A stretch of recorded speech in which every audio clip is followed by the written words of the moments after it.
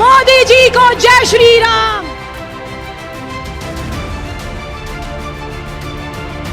विधानसभा चुनावों में थोड़ी कमी रह गई, हम सरकार नहीं बना पाए। राजनीति में कौन दोस्त और कौन दुश्मन होता है, इसका अंदाज़ा लगाना बेहद मुश्किल होता है। और राजस्थान में बात अगर चुनाव की जाए तो राजस्थान में 7 विधानसभा सीटों पर इस बार उपचुनाव हो रहा है, जिसको लेकर बीजेपी ने 6 सीटों पर अपने पार्टी के पत्ते खोल दिए हैं।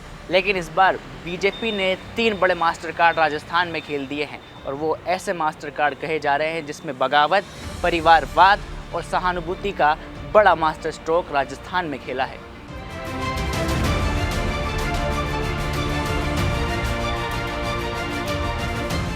अब बात करते हैं सबसे पहले उस सीट की जहां से भाजपा ने अपने कदम ऐसे मोड़े हैं कि अपने विरोधी भी चौंक गए हैं। राजस्थान में होने वाले उपचुनाव में दौसा सीट से किरोड़ी लाल मीणा को लेकर लगातार सवाल उठाए जा रहे थे, और जिसके बाद ही डॉक्टर किरोड़ी लाल मीणा ने अपने मंत्री पद से इस्तीफा भी दिया। लेकिन बीजेपी ने ऐसा फासा फैसला है कि डॉक्टर किरोड़ी लाल मीणा के मंत्री पद से अब तलवार जो है वो हटती हुई नजर आ रही है। डॉक्टर किरोड़ी लाल मीणा के भाई जगमोहन मीणा को इस सीट से टिकट देकर भाजपा ने किरोड़ी लाल मीणा की नाराजगी दूर कर दी है, जिसको लेकर राजस्थान में कांग्रेस की भी टेंशनें बढ़ गई है।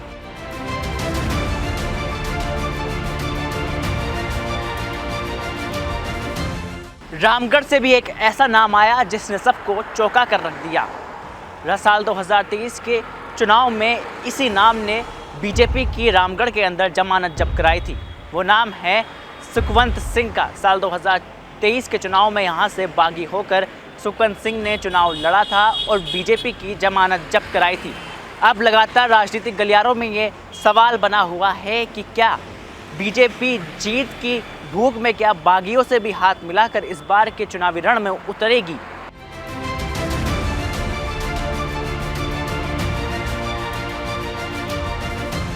राजस्थान में सलूम्बर की सीट पर भी इस बार घमासान छिड़ा हुआ है, जहां अमृतलाल के निधन के बाद ये सीट खाली हुई। लेकिन शांता देवी को इस चुनावी रण में उतारकर बीजेपी ने बड़ा मास्टर स्ट्रोक खेलते हुए सहानुभूति कार्ड खेला है, और जनता के दिलों में सहानुभूति के चलते, जनता से कहीं ना कहीं जुड़ाव के चलते बीजेपी ने बड़ा मास्टर स्ट्रोक खेल डाला है।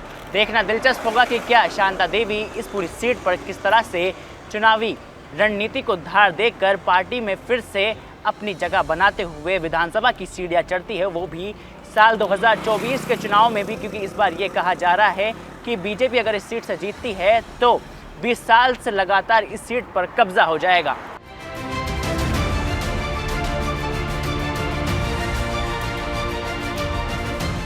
हनुमान बेनीवाल की खिंवसर सीट पर भी बीजेपी ने अपने ऐसा मास्टर स्ट्रोक चला है कि तमाम दिग्गजों की नींद उड़ गई है। दरअसल भाजपा ने अपने पुराने खिलाड़ी और दिग्गज नेता रेवत राम डांगा पर इस सीट पर बड़ा मास्टर स्ट्रोक खेलते हुए अपना चुनावी उम्मीदवार बना दिया है। वहीं अगर देवली उनियारा की बात की जाए तो देवली उनियारा पर भी विजय बैसला जैसे बड़े दिग्गजों को भाजपा से किनारा करते हुए, संघ पृष्ठभूमि से जुड़ते हुए राजेंद्र गुर्जर को फिर से मौका दे डाला है।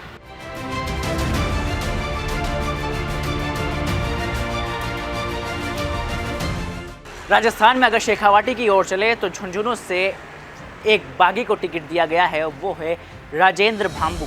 राजेंद्र भांबू वो भाजपा के उम्मीदवार है जिन्होंने पहले भी भाजपा की जमानत जब्त कराई थी और करीब 52,000 वोट इस सीट से प्राप्त किए थे। अब ऐसे में लगातार भाजपा सवालों के घेरे में है। क्या भाजपा का ये चुनावी एजेंडा क्या अपने डर के संकेतों को दिखा रहा है, या फिर किसी भी कीमत पर जीतने का जुनून है?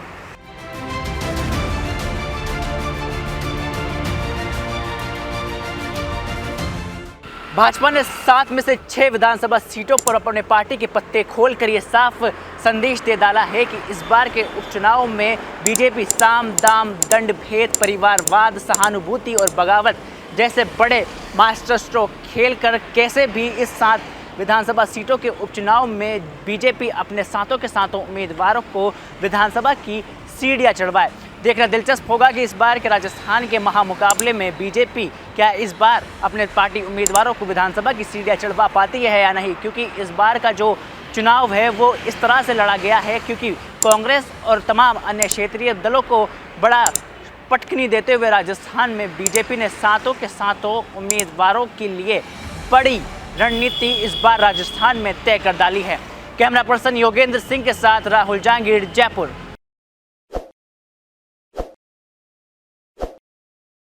ताज़ा खबरों के लिए विजिट करें द फैक्ट इंडिया की वेबसाइट और डाउनलोड करें द फैक्ट इंडिया ऐप।